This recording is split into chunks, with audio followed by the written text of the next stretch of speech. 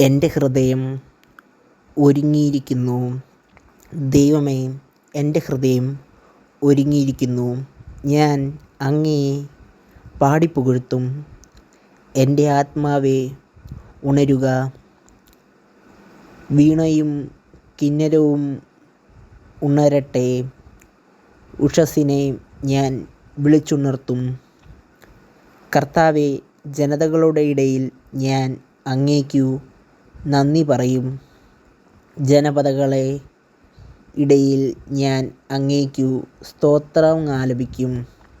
അങ്ങയോട് കാരുണ്യം ആകാശത്തേക്കാൾ ഉന്നതമാണ്. അങ്ങയുടെ വിശ്വസ്തത മേലങ്കയുടെ മേലാണ്.